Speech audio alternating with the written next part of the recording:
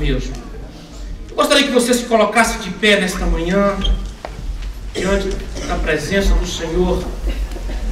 Abra sua Bíblia, por favor, em 2 Coríntios. Não é Coríntios, não, Coríntios. Viu, Ricardinho? Encontraram? Do versículo 1 ao 11. Está aí também no monitor. Paulo, apóstolo de Jesus Cristo, pela vontade de Deus, e o irmão Timóteo, à igreja de Deus que está em Corinto, com todos os santos que estão em toda a Acaia. Graças a vós e paz da parte de Deus, nosso Pai, e do Senhor Jesus Cristo. Bendito seja o Deus e Pai de nosso Senhor Jesus Cristo, o Pai das misericórdias e o Deus de toda a consolação, que nos consola em toda a nossa tribulação, para que também possamos consolar os que estiverem em alguma tribulação, com a consolação com que nós mesmos somos consolados de Deus. Porque como as aflições de Cristo transbordam em nós, assim também a nossa consolação transborda por meio de Cristo. Mas se somos atribulados, é para a vossa consolação e salvação. Ou se somos consolados, por vossa consolação é a qual se opera, suportando com paciência as mesmas aflições que nós também padecemos. E a nossa esperança acerca de vós é firme, sabendo como sois participantes das aflições, assim o sereis também da consolação.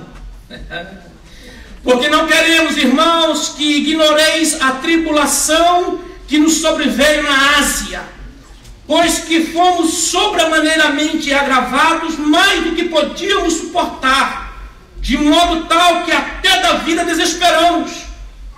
Mas já em nós mesmos tínhamos a sentença de morte, para que não confiássemos em nós, mas em Deus que ressuscita os mortos, o qual nos livrou de tão grande morte, e livrará em quem esperamos que também nos livrará ainda, ajudando-nos também vós com orações por nós, para que pela mercê que por muitas pessoas nos foi feita, por muitas também sejam dadas graças ao nosso peito.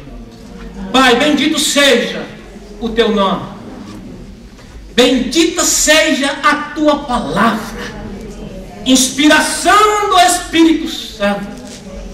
Bendito seja, Senhor, porque por ela o Senhor tem nos ajudado e nos tem fortalecido, tem transformado o nosso caráter. Pai, nós queremos nesta manhã, mais uma vez, entregarmos, ó Deus, diante de Ti como um vaso nas Tuas mãos. Deus, nós queremos sair daqui nesta manhã com uma consciência, que Teu Espírito esteja construindo em nós uma consciência da Tua presença, uma consciência dos planos, ó Deus, que o Senhor tem para o Teu povo. Nós não queremos simplesmente nos emocionar, nós queremos é conhecer-Te, nós queremos andar contigo, nós queremos experimentar coisas no sobrenatural, nós queremos ver a Tua glória e o Teu poder se manifestando em cada circunstância das nossas vidas, porque Tu és um Deus vivo, Tu és um Deus real, Tu és verdadeiro, Deus forte, Emanuel, Príncipe da paz. Te louvamos nesta manhã, bendito Deus, aleluia, aleluia, o que vive e reina para sempre, aleluia.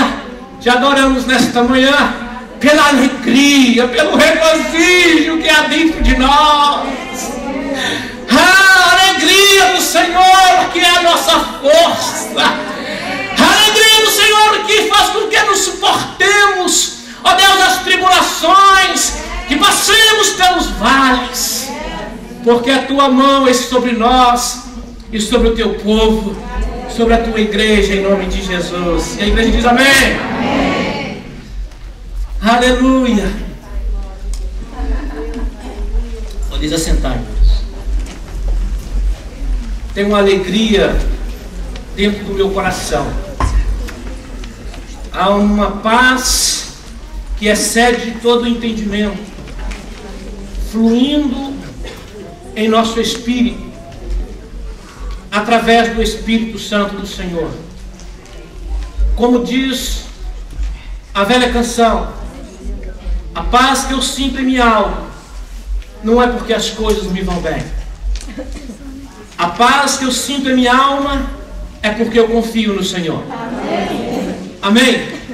E eu gostaria de compartilhar e meditar com os irmãos o que Deus tem falado conosco durante todo este mês. Temos falado às quartas-feiras sobre o encorajamento, sobre como sermos filhos da coragem, como enfrentarmos as dificuldades e as diversidades. E hoje eu quero falar como vencer o desânimo. Nem sempre a vida cristã, nem sempre o andar com Deus, o andar com Jesus, é uma jornada por terrenos planos. Não é uma jornada sem obstáculos. Nem sempre é por caminhos sólidos, seguros. Muitas das vezes nós temos que enfrentar desertos na vida. Temos que enfrentar leões. Temos que lidar com gigantes. Temos que navegar em meio a tempestades e ventos contrários que surgem neste navegar. Temos que lidar com crises das mais adversas e de diferentes intensidades e sabores. Temos que lidar com crises de relacionamentos de variados níveis. Temos que lidar com as enfermidades, como Jairo, que a sua filha de 12 anos estava enferma, e este principal da sinagoga correu aos pés de Jesus, suplicando que Jesus viesse à sua casa e impusesse as suas mãos para que ela fosse curada. E a Bíblia diz que Jesus ia em direção à casa de à casa de Jairo, e a multidão o cercava. E nesse instante, uma mulher toca nas vestes de Jesus.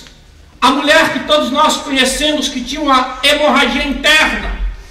E a Bíblia diz que imediatamente ela foi curada. Mas preste bem atenção nisso. Jesus em direção à casa de Jairo, uma multidão que o apertava, e essa mulher então aborda Jesus, toca em Jesus, e ela é curada, e Jesus ainda pergunta: alguém me tocou? Porque saiu de mim virtude.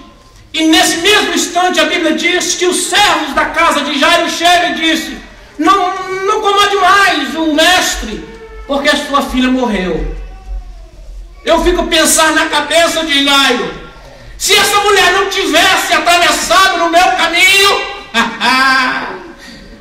certamente a minha filha já estava curada. Tá bom, obrigado. Certamente a minha filha estaria curada. E Jesus ouve isto e disse a Jairo: não temas, crê somente. E o Espírito Santo diz para você nesta manhã: não temas, que aparentemente a sua bênção não chegou.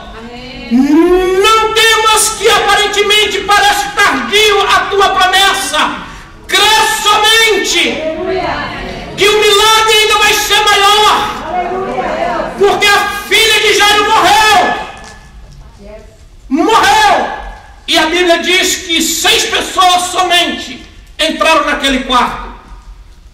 E Jesus aproxima desta jovem e disse: menina, levanta-te. E imediatamente essa menina se colocou de pé. Quando Deus quer fazer um milagre em nossa vida, quando Deus quer fazer algo extraordinário em nossa vida, nós temos a sensação que Ele está atrasado.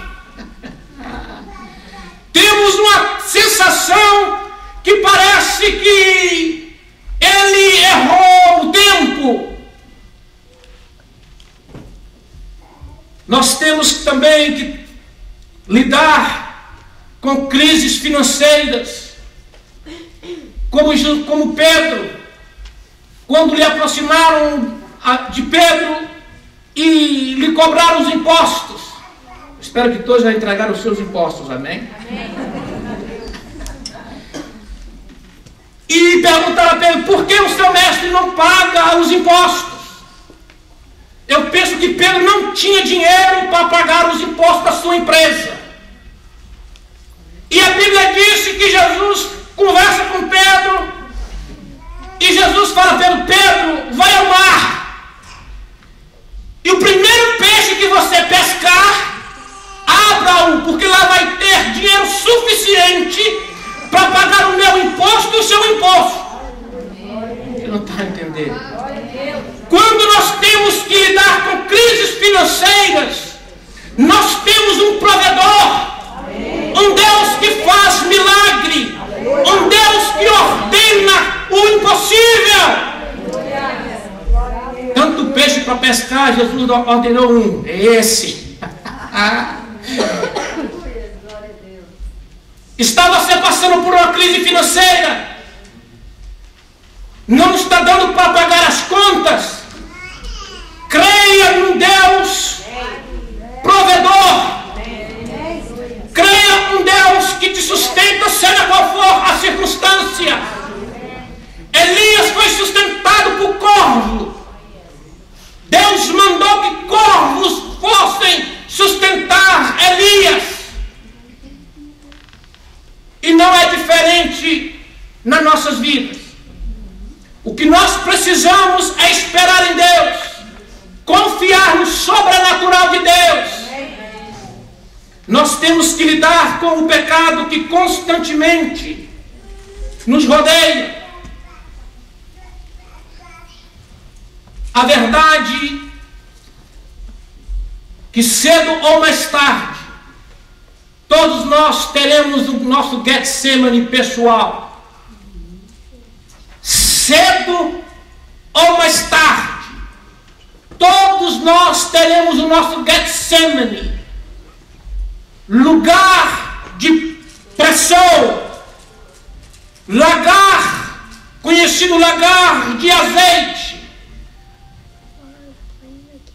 Temos que passar pelas tribulações, temos que passar pelas aflições, pelas adversidades que as circunstâncias nos impõem, como se fosse uma prensa em nosso peito, que se estivesse sufocando, tirando a possibilidade de respirar, nos roubando o fôlego da vida, tirando a nossa alegria de viver, roubando-nos a paz. Getsemane significa exatamente isso: lugar de pressão, de aperto. Esse é um outro ponto. Mas nas aflições, normalmente se extrai o melhor de nós mesmos. Nas tribulações é que nós revelamos quem realmente nós somos. E o propósito da sua tribulação que você está passando, da aflição que você está vivendo, é extrair de você o seu melhor. Da mesma forma que as oliveiras eram pressadas e saía o azeite,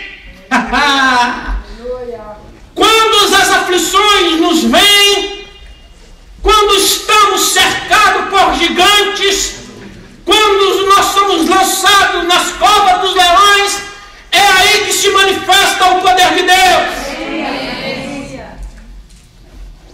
na Idade Média, existiam muitas formas de execução.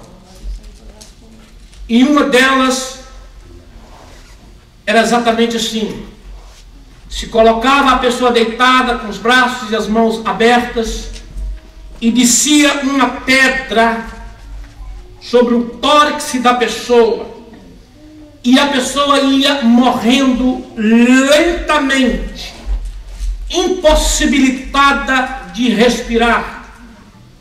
E existe uma ilustração que é muito propícia para o que estamos dizendo nesta manhã.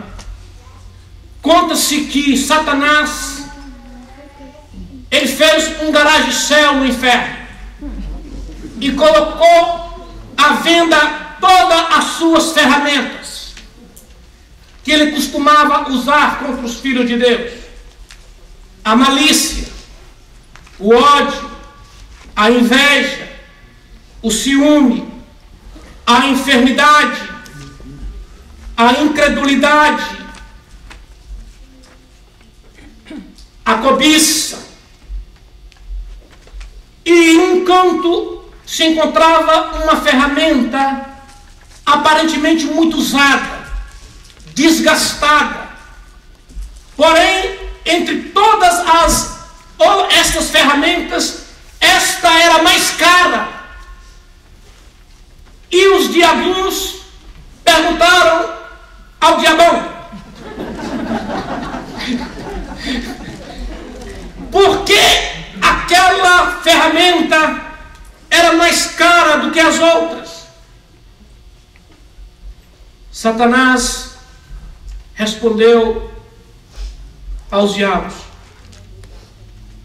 porque ela é a mais fácil de ser usada. Poucos a reconhecem que ela pertence a mim. Com ela eu vou matando lentamente os sonhos, os propósitos, as visões de Deus no coração dos filhos, dos seus filhos. O desânimo é esta arma que vai matando os sonhos de Deus lentamente no coração de seus filhos. E Deus me colocou no coração para dizer-te: consolai, consolai o meu povo. Diga ao meu povo que eu estou contigo. A minha mão te fortalece. Já é findo o seu luto. As suas lutas, elas estão para acabar. Do seu pecado já não mais me lembro. A glória do Senhor manifestará e toda carne haverá, pois a boca do Senhor o diz. E nesse texto que nós acabamos de ler, gostaria de extrair 3 verdades do Getsemane de Paulo.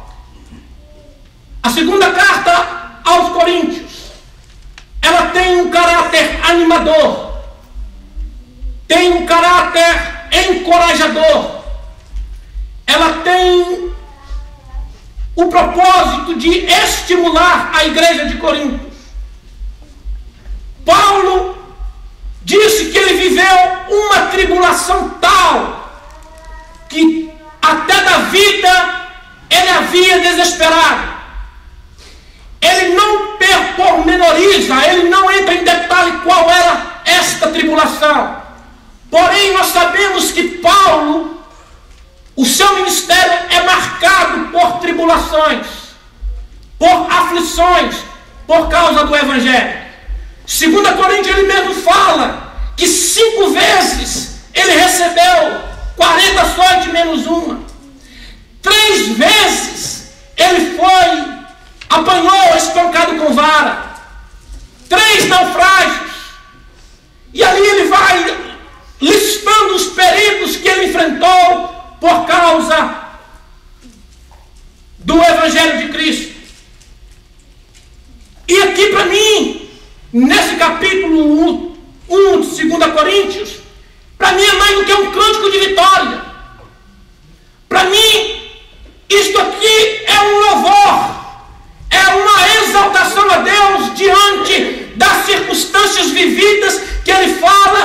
capítulo 1, versículo 8, que em parte B, pois fomos sobremaneiramente agravados, mais do que podíamos suportar, de modo tal que até da vida desesperamos.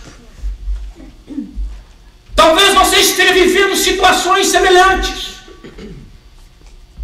que você está para desistir, porque o desânimo, ele se manifesta de multiformas. Ele pode vir porque as expectativas elas não foram concretizadas. O desânimo pode chegar porque a sua oração ainda não foi respondida, não de acordo com aquilo que você acha que deveria ser, porque sabemos que quando oramos nós temos 3 respostas: não, sim, espera. Nós só queremos ouvir o sim, mas o não, não. E esperar jamais.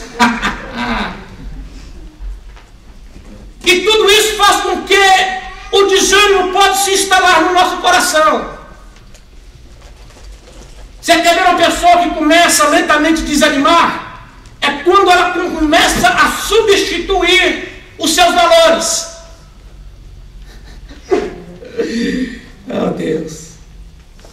É muito fácil nós substituirmos os valores em relação ao nosso desânimo. Eu vou ser bem assim objetivo. Alguns irmãos vão assustar. Você já reparou quando nós estamos começando a desanimar? Nós começamos a arranjar atividade nos dias do serviço da igreja. Nos dias que tem o serviço da igreja, nós começamos a substituir por outras atividades que aparentemente são importantes, mas que está te tirando do maior propósito de Deus. Normalmente nós arranjamos estas justificativas, que vamos substituindo certas coisas para amenizar a nossa consciência. E lentamente o desânimo está instalado aí. E lentamente vai sufocando, te impossibilitando de respirar aquilo que Deus tem para você. Quem está aqui? Amém. Paulo, na sua experiência de Getsemane, de suas aflições, de suas tribulações, que poderia muito bem desanimá-lo, ele aprendeu 3 verdades que eu gostaria de compartilhar com os irmãos. A primeira verdade que ele aprendeu aqui, ele diz no versículo 3: bendito seja Deus e Pai de nosso Senhor Jesus Cristo.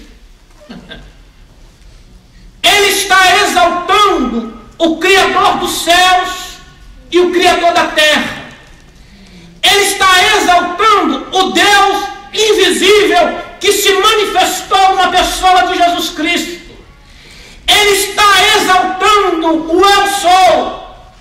E aqui ele está tendo uma experiência que o próprio Filho de Deus teve. Ele teve a mesma experiência que o próprio Jesus teve. O maior nível de intimidade. O maior nível de intimidade que podemos ter é pai e filho. Posso me relacionar com meus amigos. É um nível de intimidade. Mas a maior intimidade que eu tenho é com meu pai, é com a minha família. Não estão a entender. Amém. Paulo está dizendo o seguinte, em outras palavras: nas minhas tribulações, o mesmo Deus que cuidou de Jesus lá no Getsemane, enviando um anjo para o fortalecer, mandou aparecer o Elias e Moisés no monte da transfiguração para o encorajar. Esse mesmo Deus está comigo quando eu estava para ser morto. Esse mesmo Deus estava comigo quando eu fui apedrejado. Esse mesmo Deus estava comigo quando me pegaram e me deram uma surra. Esse Este mesmo Deus estava comigo quando eu sofri 3 naufrágios. Este mesmo Deus veio não para me condenar. Este Deus não veio para me disciplinar, mas veio me trazer conforto. Este Deus veio me trazer consolo nas minhas tribulações. Veio me trazer firmeza. Veio me trazer confiança. Mesmo Paulo vivendo numa situação fora do seu controle.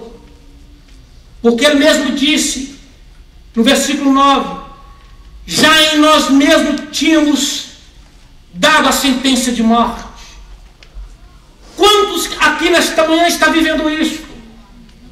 Tem gente nesta manhã sentenciando o seu próprio destino, sentenciando o seu próprio casamento, não tem mais jeito, sentenciando as suas próprias finanças. Eu estou quebrado. Deus está falando para alguém nesta manhã.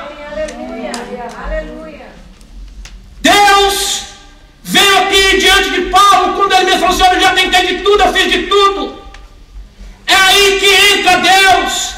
Como ele mesmo disse, para que não confiássemos em nós mesmos, mas em Deus que ressuscita mortos. Quantas vezes nós chegamos em situações que manifestam exatamente isso? Nós não podemos fazer mais nada. Mas um que ressuscita morto, um que é capaz de trazer à existência aquilo que não existe. E eu tenho crido exatamente isto que diz o Espírito da profecia. Não é por força, não é por violência, mas é pelo Espírito do Senhor que nós iremos realizar a vontade de Deus e os planos de Deus. É pelo Espírito do Senhor.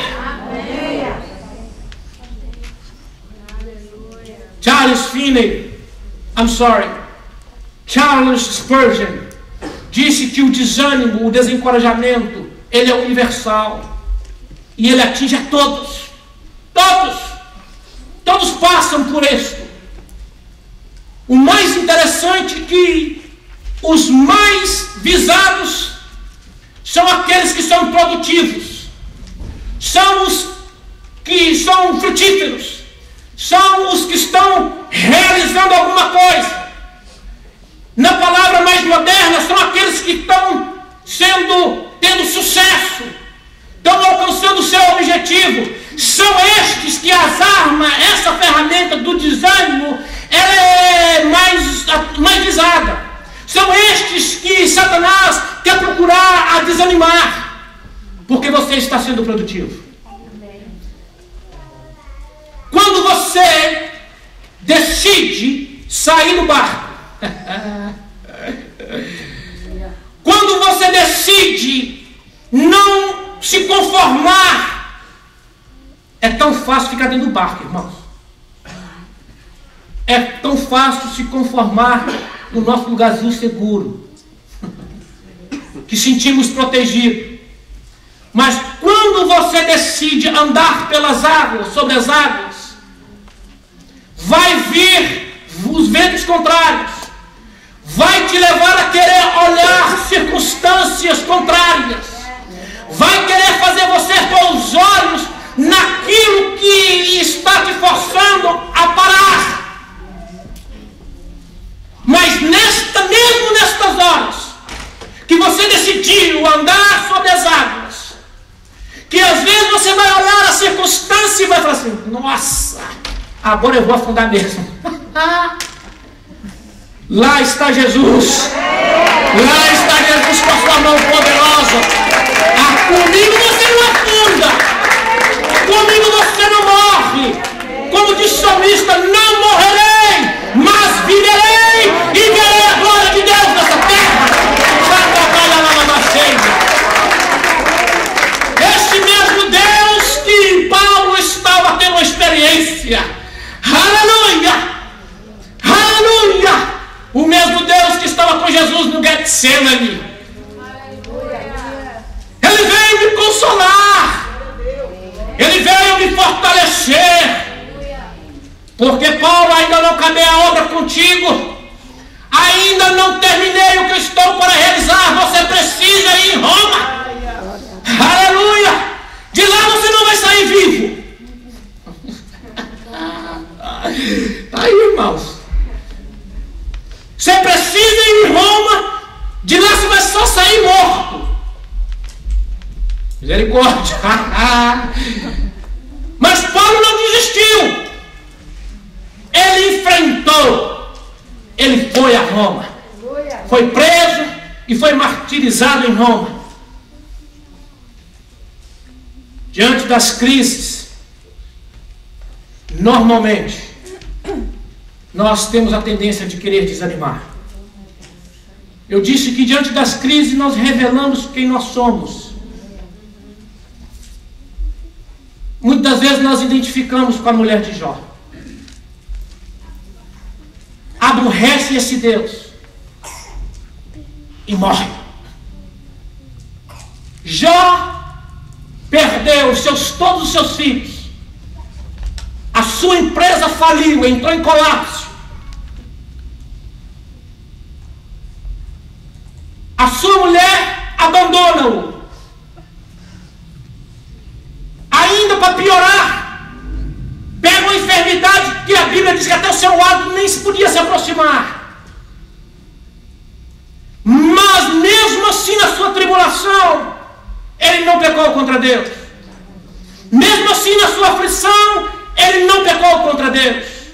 Pelo contrário, saiu um louvor que estremece as nossas vidas até hoje. Antes eu conhecia de ouvir falar, mas hoje, agora na minha circunstância, eu vejo o Senhor trabalhar de maneira que agora eu posso dizer: bendito o Senhor que me deu e bendito o Senhor que me tirou. Aleluia! Aleluia! Esta consciência que o Espírito Santo quer construir em mim e em você. Na minha oração eu disse: Senhor, nós não queremos ver-te pelas emoções, nós queremos ver-te, Deus, caminhar conosco, trabalhar nas circunstâncias. É o mesmo cântico de Abacuque. Abacuque estava pedindo avivamento. Senhor, aviva a tua obra. E o Senhor disse: ainda não é tempo. Vocês não vão gostar disso. Ainda não é tempo. Na verdade, eu vou mandar os caldeus.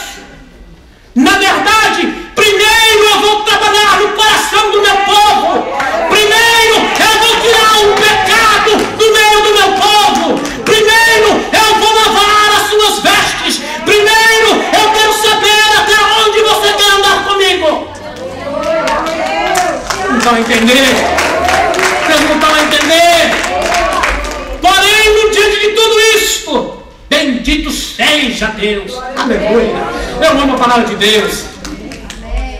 Diante das coisas, em vez de melhorar, piorou.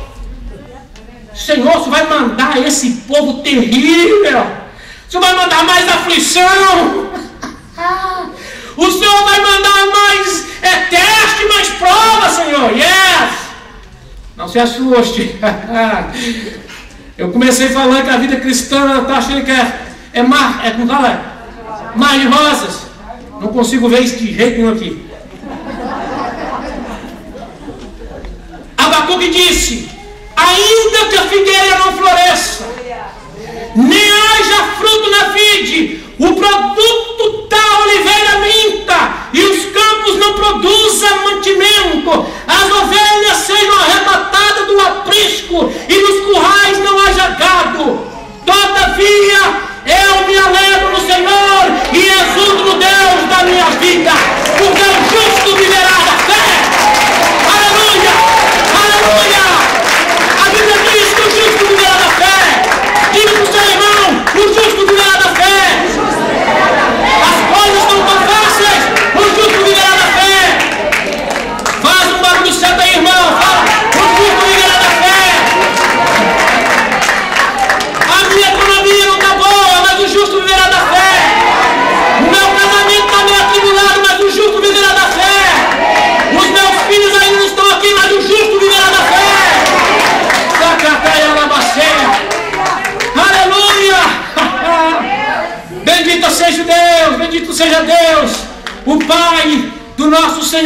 Cristo, o Deus que nos consola, o Deus que nos fortalece. A segunda coisa que Paulo aprendeu no seu Getsemane é que Deus é Pai das misericórdias. Oh, revelar, oh, irmão, nós falamos isso, né? A misericórdia de Deus dura para sempre. Mas só vamos dar valor a isso aí quando nós não estivermos dentro da cova, quando nós estivermos dentro de um buraco, de um lugar sem saída. É isso que o apóstolo Paulo experimentou. Segundo a graça, Ele nos dá o que nós não merecemos. Segundo a graça, Ele dá o que nós não merecemos. O que nós não merecíamos. Nós não merecíamos a salvação, mas pela graça sois salvos. Pela graça nós temos paz com Deus. Somos justificados. Somos perdoados dos nossos pecados. Coisas que ninguém aqui merecia. Ninguém. Mas pela sua graça, Ele nos dá, como o pastor pregou, no pacote da salvação, toda a sua graça e os seus bens. Mas segundo a misericórdia, Ele não nos dá o que nós merecemos. Pela graça, Ele nos dá o que nós não merecemos. Pela sua misericórdia, Ele não nos dá o que nós merecíamos. Nós merecíamos era um juízo eterno. Nós merecíamos é o castigo eterno. Mas pela sua misericórdia, Ele nos salvou. Porque a misericórdia triunfa sobre o juízo. E a palavra misericórdia aqui é identificar com as nossas dores. A palavra misericórdia aqui significa sentir as nossas próprias misérias. E eu lembro, aleluia, de um caso maravilhoso no poço de Betseba. Um paralítico de 38 anos, que significa lugar de misericórdia, esperava que as águas moviam. Está esperando alguém nesta manhã as águas moverem? Amém. Está alguém aqui no lugar de misericórdia, clamando por misericórdia? Porque esse homem estava clamando por 38 anos. Alguém me ajude, me jogar dentro desse poço, para que eu seja curado. Mas todas as vezes que tentava, ia alguém na frente. E aparece Jesus. O que queres que eu te faça? Jesus falou assim: levanta-te e anda. Levanta-te e anda. 38 anos esperando alguém o socorrer. Possivelmente nem os seus familiares cansaram de esperar que aquelas águas se movessem para que alguém pudesse jogar ali. Mas Deus, na sua graça, na sua misericórdia, veio identificar com a dor desse homem. Jesus via o que esse homem dentro de si chorava. Oh Deus, quando é que eu vou ter minha oportunidade? Quando é que eu vou ter a minha oportunidade de ser curado? Talvez você está fazendo essa mesma pergunta. Deus, quando vai ser a oportunidade que vai mudar a minha situação? As águas de Deus, as águas podem mover hoje na sua vida, porque a presença do Espírito Santo, a presença do Cristo Rei está neste lugar. Ele vai identificar hoje com as suas misérias, com as nossas dores, com as nossas aflições.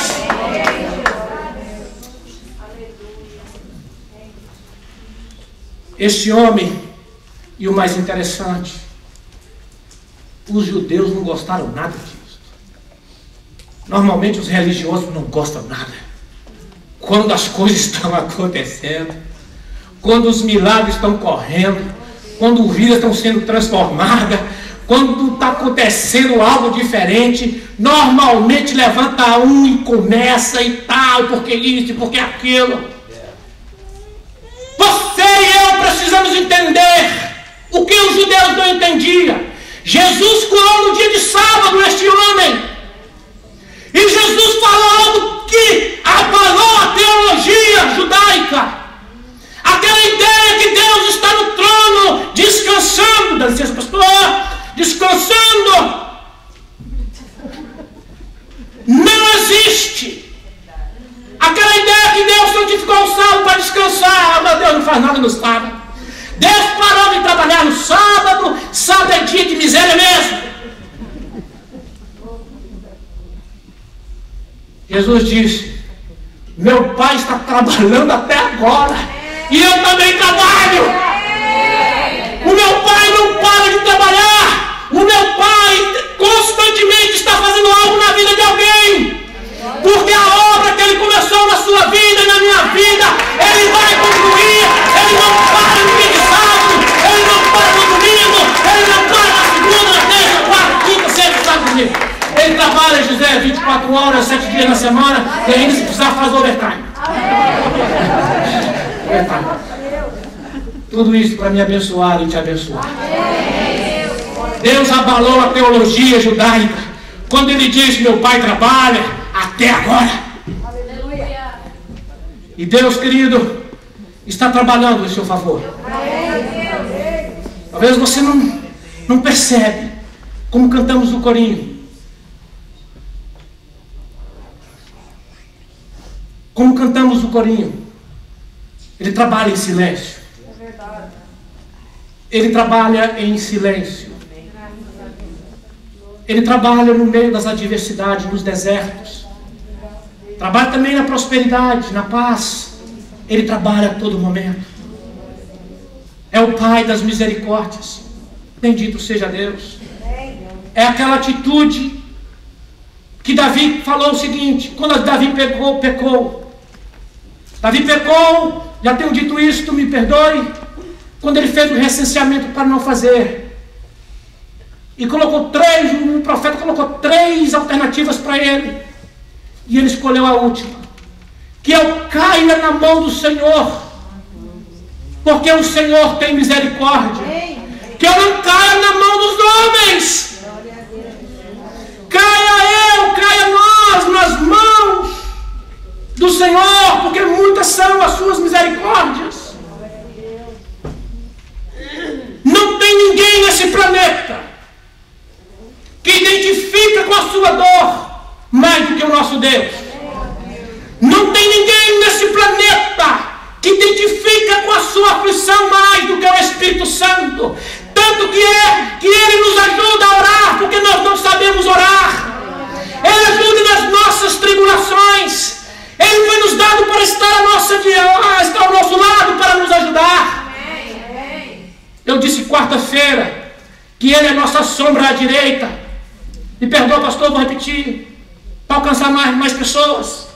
Da mesma forma que a sua sombra não desassocia de ti. Aqui, a minha sombra aqui, ó. Aonde eu vou, está indo. Assim é Deus conosco. Uma presença contínua. Por isso que o salmista disse: Ele é a tua sombra, a tua direita. Irmãos, o que Deus pôs no coração e o que eu estou buscando é construir essa consciência que Deus não nos abandona, que Deus é um Pai da misericórdia e Ele nos consola. É aquela mesma atitude que o samaritano teve com aquele homem que estava ferido, jogado num caminho, e passou pessoas por ele e não identificou com a sua dor. Misericórdia é exatamente isso que o samaritano fez. Identificou com a dor do seu semelhante. Identificou com as tribulações do seu semelhante. Engraçado, essa semana, umas 2 semanas atrás, eu estou amando pastorear, irmãos. Dá licença, pastor. Estou amando pastorear. que eu mais gosto de fazer é conversar com pessoas. Essa semana eu recebi umas pessoas no escritório. E a pessoa estava me contando as suas dificuldades de vida. O que ela passou pela vida.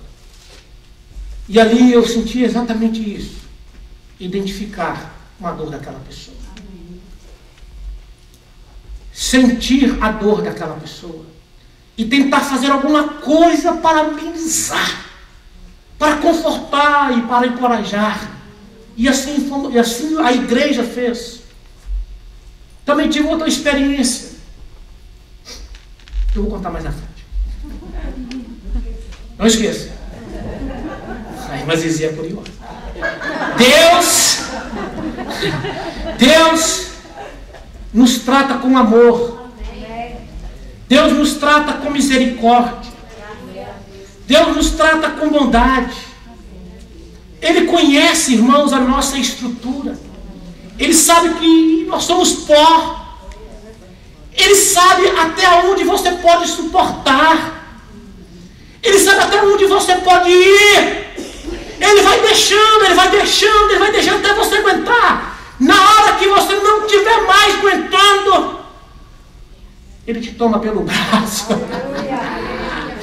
Ele te toma pelo braço e te carrega. A Bíblia diz: como um pai se compadece de seus filhos, assim o Senhor se compadece de ti. Assim o Senhor compadece dos que o temem. Ele não nos trata segundo os nossos pecados e nem nos retribui consoante as nossas iniquidades. Miqueias disse: porque Ele tem prazer na misericórdia. Irmãos, Deus tem prazer na misericórdia. Tenha essa visão dentro do que estamos dizendo. Paulo se encontrava em um poço de aflição, de dor, como ele estava sendo executado lentamente, como que seu fôlego estava perdendo, saindo lentamente. É aí que Deus disse: Paulo, a minha graça te basta. A minha graça te basta. É como que Deus pegasse Paulo naquela situação e o colocasse em um lugar seguro. Porque Deus identificou com ele. A terceira verdade é que Paulo aprendeu nesse no seu Getsemane que Ele é o Pai de toda consolação. Ele é o Pai de toda a consolação. Paulo, ele recebeu de Deus o conforto. Ele recebeu de Deus a graça. Ele recebeu de Deus o consolo para que ele pudesse resistir às suas aflições. É desta mesma maneira que Deus trata comigo e com você. Agora, a ideia de consolo aqui, queridos, e de conforto, não é essa ideia que nós temos, de nós sentarmos como que Deus estivesse passando a mão na nossa cabeça e dissesse assim: a vida é assim mesmo, meu filho. Relaxa, deixa acontecer. Isso não é consolo. Consolo aqui significa fortalecer, significa dar poder para passar as tribulações, para atravessar o vale de lágrimas, para atravessar desertos, para atravessar o vale da morte. Nós muitas vezes temos pedido: Senhor, não nos livra. Mas esse livramento vem de acordo com a força que é colocada em você. Deus não vai nos passar a mão a si mesmo, não. Ele vai nos fortalecer no meio das tribulações. Vai nos dar coragem, vai nos dar ousadia. Porque a Bíblia diz: porque por muitas tribulações Nos importa entrar no reino de Deus. E eu disse isso aqui logo quando nós começamos a ministrar sobre os filhos da coragem. Quando Paulo disse isso aqui, ele tinha sido apedrejado. E ele estava dizendo: eu vou voltar a Icônio e vou confirmar a obra que Deus começou na vida deles. No lugar do céu, em Listra, no lugar onde ele foi apedrejado, ele teve a coragem de decidir voltar lá. Isto é coragem, isto é consolo, isto é força. Ele era destemível, ele não se intimidava. Ele enfrentava as situações. Agora, normalmente, diante de grandes vitórias, surge exatamente isso: o espírito de intimidação. Aqueles que querem te intimidar. Elias passou por isso. Ele enfrentou 400 profetas de Baal, que viviam à custa do governo, viviam no alfé, para profetizar só coisa boa a Jezabel e a Acabe. E ele manda, cantando isso aqui, manda cair fogo, caia fogo, yes.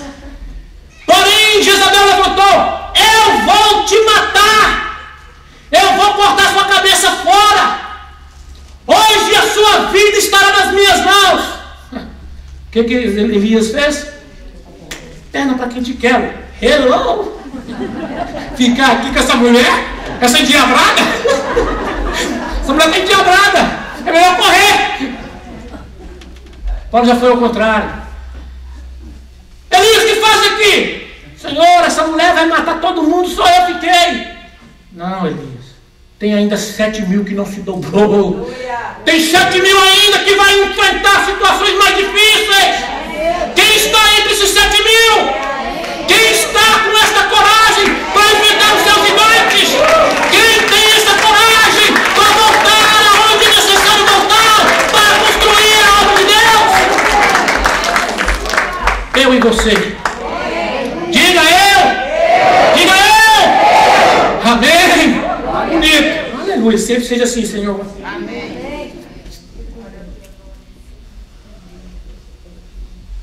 Deus, Ele nos consola. Tem essa ideia. Ele nos consola, Ele nos dá força, coragem. Não faz com que nós venhamos desistir. A ferramenta de Satanás do desânimo é exatamente matar você lentamente, tirar você dos seus propósitos, dos seus objetivos, das visões de Deus que tem posto no seu coração. Não permita que ele se sufoque. Nas suas aflições, você pode ter experiências maravilhosas com Deus. Estou a terminar. No versículo 5, Paulo descreve qual o propósito do consolo. Versículo 4, perdão. Eu vou ter que ler da minha, está muito longe. 4 fala o seguinte: que consola em toda a nossa tribulação, para que também possamos consolar o que estiverem em alguma tribulação, com a consolação que nós mesmos somos consolados de Deus. O que Paulo está falando? Que nas nossas aflições, nas nossas tribulações, nas nossas crises, nós recebemos consolo de Deus. Deus está construindo algo em nós que venha nos capacitar a consolar a outros.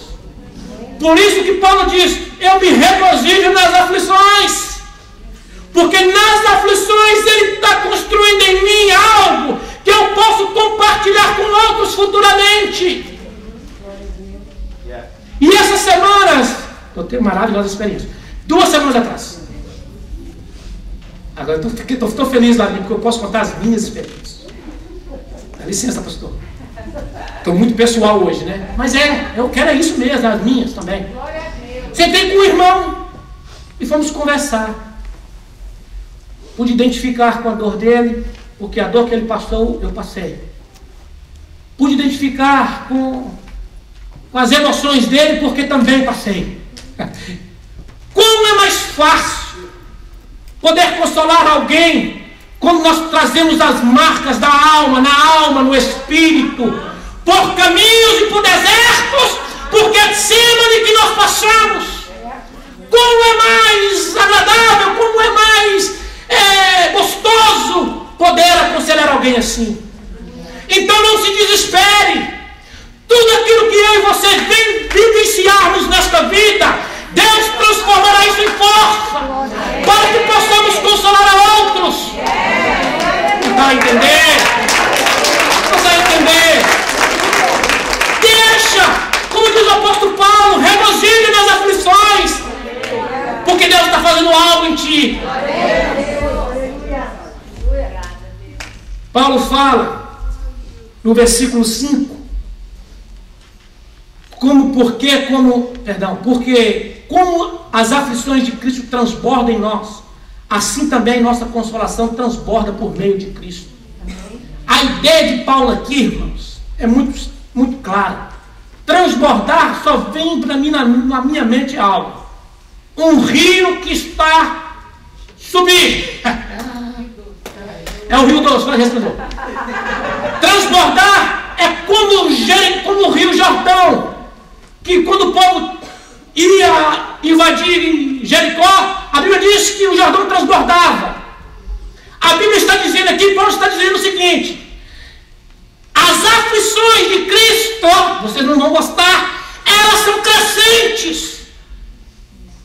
Quanto mais andamos com Deus, mais aflições nós vamos passar. As aflições aqui, irmão, vocês não estão gostando, mas é verdade.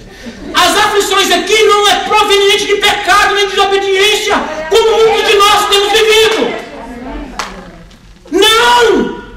As aflições dele aqui são o seguinte: eu estou sofrendo por causa do Evangelho. Eu estou sofrendo porque Deus me chamou para o ministério. Eu estou sofrendo porque Deus me está usando. Eu estou sofrendo porque Ele me fez instrumento de Deus. Mas da mesma forma Ele disse que as consolações também transborda a aflição, também transborda a consolação, transborda poder, transborda unção.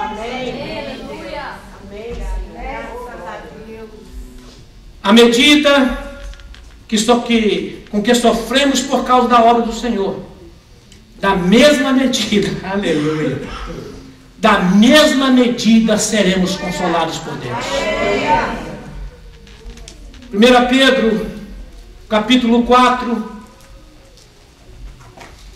para terminar, capítulo 4, André, por favor. Versículo 12, por favor, o Andrew ou o Lenny. I'm sorry, Andrew, é o Lenny. Preste bem atenção nesse versículo, queridos. Amados, não estranheis a ardente prova que vem sobre vós, para vos tentar, para vos provar, como se coisa estranha vos acontecesse.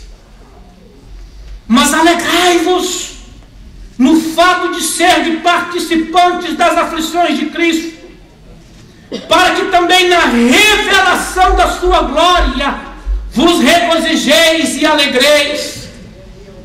Se pelo nome de Cristo, se pela obra do Senhor, se por causa do Evangelho, porque você se identifica como um cristão no seu trabalho, porque você se identifica como filho de Deus da sua escola, você está sofrendo aflições, bem-aventurados, porque sobre vós, aleluia, repousa o Espírito da glória de Deus. Aleluia. Dá uma salva de palmas, irmãos,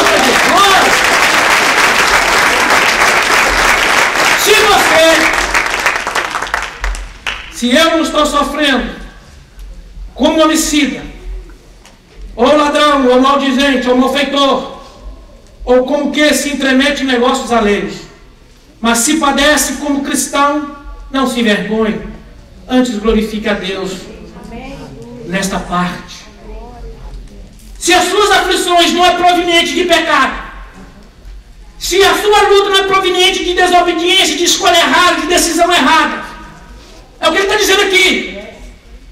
Então glorifica a Deus, porque sobre vós repousa o Espírito da graça. Para terminar, eu gostaria de deixar este versículo. Sede fortes, fortalecei-vos no Senhor e na força do seu poder. Se coloque de pé nesta manhã, diante da presença do Senhor.